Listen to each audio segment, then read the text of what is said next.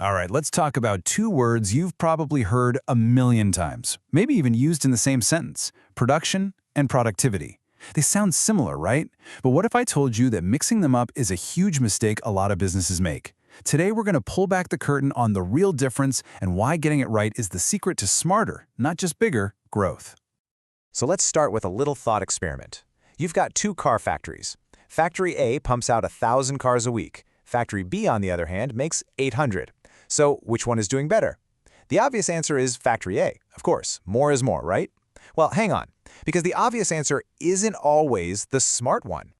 See, the real measure of success isn't just about the final number you hit. It's all about how well you hit that number. That little puzzle was just to get you thinking about this incredible idea of efficiency, which, honestly, is what this is all about. Okay, so to really solve that factory puzzle, we need to get our terms straight. Let's dive in and finally clear up the crucial difference between production and productivity. First up, production. This one's the easy one, It's just the total amount of stuff you make. The final count. It is all about quantity. For Factory A, their production is 1,000 cars. That's it. Simple. But now, let's talk about productivity. And this is the real game changer. Productivity is not about the grand total. It's a measure of efficiency. It asks a much smarter question. For every little bit of input, like an hour of work or one employee, how much output do we actually get? It is the difference between just working hard and working smart. Let me make this super clear. Picture two workers at a Nissan factory. They both work the same week, same hours.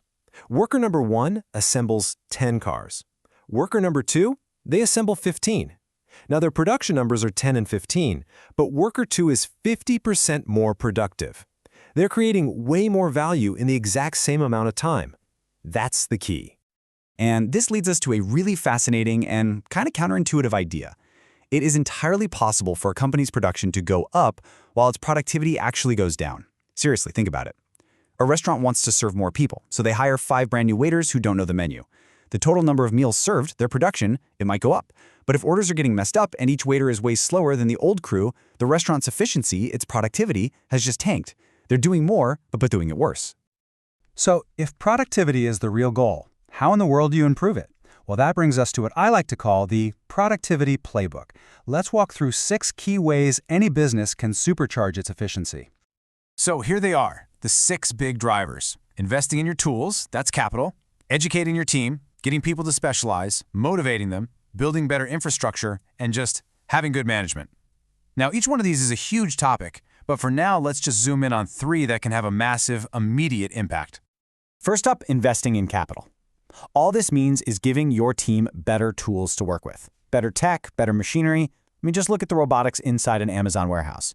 You have one person working alongside a whole army of robots, and together they can process orders at a speed that would be literally impossible for a human alone. Better tools mean higher output per person. Number 2 is education and training. And this one's just common sense, right? A skilled workforce is a productive workforce. When people are trained well, they make fewer mistakes, they work faster, and they even come up with better ideas. It's why things like apprenticeship programs are so incredibly important for a healthy economy. And third, we have specialization. The classic assembly line idea. Instead of one person trying to build a whole car by themselves, you have one person who becomes an absolute master at just one thing, say, fitting the doors. By focusing on that one single task, they get incredibly fast and efficient, which boosts the productivity of the entire team. Okay, so we know what productivity is, and we've got a few ideas on how to boost it. But so what? Why does any of this actually matter? Who really benefits when a business gets more efficient? Well, you might be surprised by the answer. Let's look at the ripple effect. Because here's the really cool part. The benefits of higher productivity don't just stay with the company. They create this amazing positive ripple that touches 4 key groups: the businesses themselves, the people who work there, customers like you and me, and, yep, the entire economy. So for the business, the win is pretty obvious, right? Lower costs, higher profits. But it's also a massive win for the workers. Think about it. When an employee is more productive, they create more value.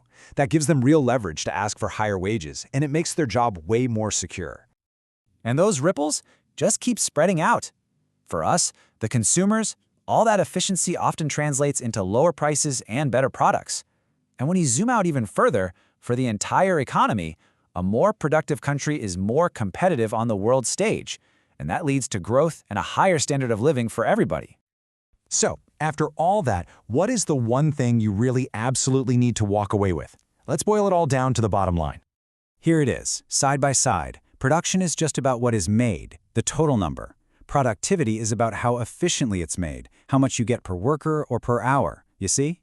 One measures volume, the other measures cleverness. And in the long run, cleverness pretty much always wins. So I'll leave you with this final thought. If you were in charge of a company's long-term success, would you focus on just boosting its production numbers? Or would you focus first on making it more productive? Knowing the difference isn't just a business school lesson. It's about choosing to work smarter, not just harder. Thanks for digging into this with me.